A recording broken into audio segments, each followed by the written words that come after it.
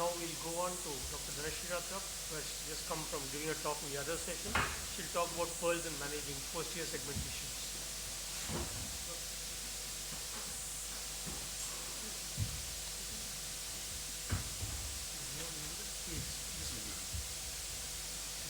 She is senior consultant at Shankanethra SNS and needs no introduction.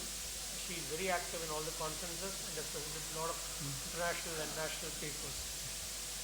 Good morning, everybody. Thank you very much, Sham, for your kind invitation and for this kind introduction. So, I am going to talk to you about pearls in evaluation and management of posterior segment trauma.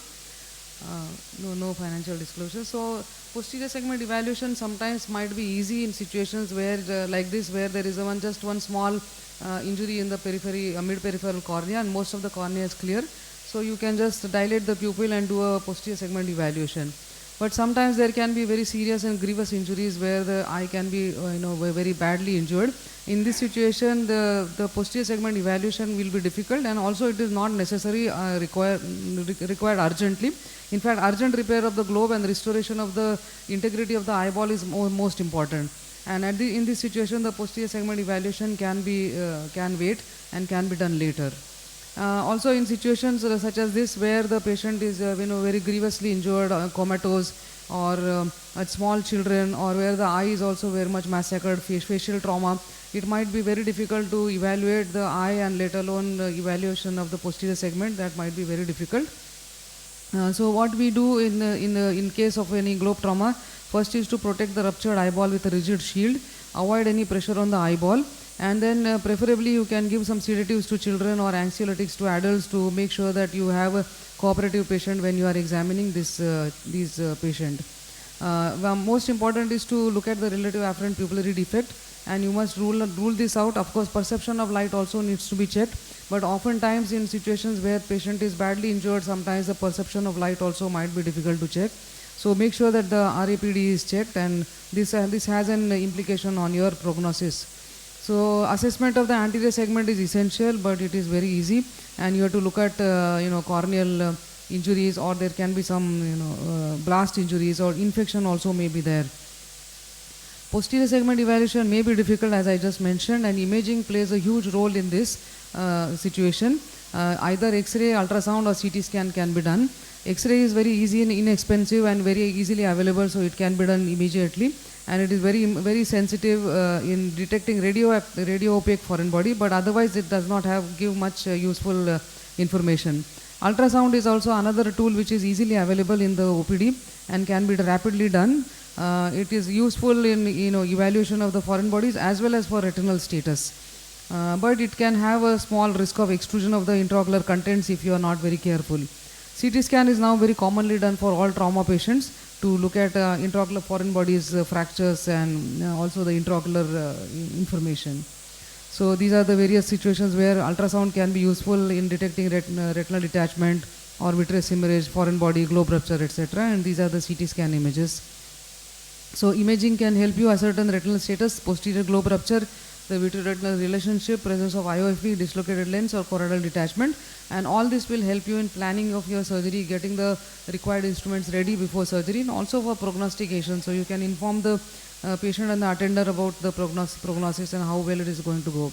So planning of treatment, even before you do the primary repair, you need to look at the vital signs or any associated non-ocular major injuries. In that situation, you have to first precedence should be given to those injuries, and that should be repaired. Eye injury, once you have seen that there is a open globe, then primary repair has to be done. If there is a doubt, you can do a CT scan or what I mentioned, imaging. If there is still uncertainty, you can do exploratory surgery.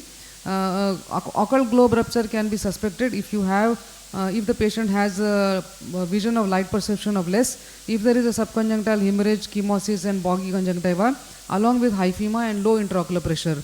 In this situation, you have to do exploratory surgery to locate the globe rupture and suture it. So what is the timing of vitrectomy? Whether it should be done at the time of primary repair?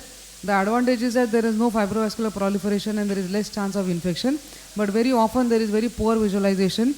The tissues are inflamed and edematous and very difficult to do surgery, and also you cannot assess the damage fully. The fibrovascular proliferation can cause problems such as peripheral tractional artery, or posterior RD or even a cyclitic membrane. But however, the indications are that early vitrectomy you should perform for situations where there are grievous things such as endophthalmitis, toxic intraocular foreign body or retinal detachment. Late vitrectomy, that is within 3 to 14 days, is recommended for retinal detachment, lens or vitreous injury, vitreous hemorrhage, double perforating injury or intraocular foreign body. And very delayed vitrectomy, that is beyond 3 weeks, is done for pupillary membrane or dislocated lens, ghost cell glaucoma or retinal detachment with PVR, macular pucker, vitreous opacities, etc. So preoperative evaluation is important, that I mentioned assessment of light, consent, look at the associated injuries, and anterior segment evaluation is very important because your visualization of the surgery depends on that, and sometimes you may have to plan additional procedures such as penetrating keratoplasty or cataract surgery, etc. So the general principles of surgery, the sclerotomy planning is very important. The site of the sclerotomy should be at a safe distance from your repaired wound, as well as it should give you a good access to the posterior pole. Infusion cannula, you should avoid areas of choroidal detachment or the wound for placement of infusion cannula. A 6 mm infusion cannula or an AC maintainer might be required if the visualization is poor. Now this is one situation where there is suprachoroidal hemorrhage following injury, and I am actually using a 23 gauge MVR knife to give a sclerotomy, and you can see as soon as the sclerotomy is given, all this red fluid is coming out from the suprachoroidal space, and here I am actually fixing a 20 gauge infusion cannula, and I am doing a hybrid vitrectomy here, but this is a 6 mm cannula, and you can see I am locating the infusion cannula tip inside, and once the tip is seen, then you can go proceed with vitrectomy.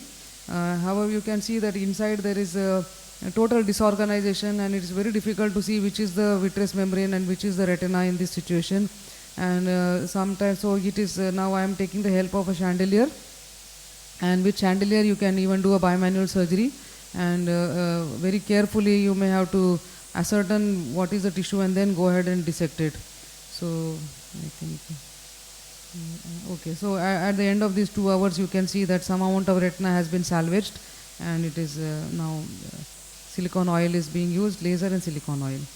So intraocular foreign bodies form about 18% of posterior segment trauma. Imaging is very vital in this situation. Reactive foreign bodies like iron, copper can cause retinal degeneration due to siderosis and chalcosis, and they require removal. Non-reactive foreign bodies such as glass or plastic may cause mechanical damage, but they may be left behind if you think that they are not causing damage. Vegetative foreign bodies can cause infection and again require removal. So considerations for foreign body removal are the location, whether it is intravitreal or on the retina or subretinal, whether they are magnetic or non-magnetic, and whether the route of removal would be anterior or posterior or behind the globe. So this is a kind of algorithm for removal of foreign body. Maybe I'll just quickly walk you through this. So if the foreign body is in the vitreous, then remove the vitreous and then use either a magnet or foreign body forceps. A foreign body less than 5 millimeters you can remove by enlarging the sclerotomy. A larger foreign body has to be removed through limbal route. If the foreign body is on the retinal surface, the capsule has to be cut with an MVR knife, and then you can tease the foreign body out of the capsule and again use the forceps or the magnet. If there is any retinal hole surrounding the foreign body, then that needs to be laser first. And if you have foreign body which is subretinal or behind in the ocular coats, then it is better to go from the external route and remove the foreign body, but you may have to put a buckle at that area. Suprachoroidal hemorrhage is again one very important part of trauma. I will not go into the details because that will be prolonging the talk too much, but a 2-week interval is generally given for liquefaction of the blood. Systemic steroids are very important, and then you have to perform vitrectomy and settle the retina. Post-traumatic endophthalmitis is again a very entire big talk. So about 3.4% of open globe injuries will end up with traumatic endophthalmitis, and risk factors are delayed primary repair, that is more than 24 hours, presence of foreign body, ruptured lens capsule, they can lead to traumatic endophthalmitis. It requires early intervention, and prognosis can be poor if there is generally it is a gram-negative infection in trauma, and the prognosis can be very poor. One word about no light perception eyes. There are several eyes which can present with no light perception. So you must rule out these 3 things before you consider intervention. One is optic nerve avulsion, optic nerve transection, and profound loss of intraocular contents. If these 3 things are there, then you do not touch these eyes because these are unsalvageable.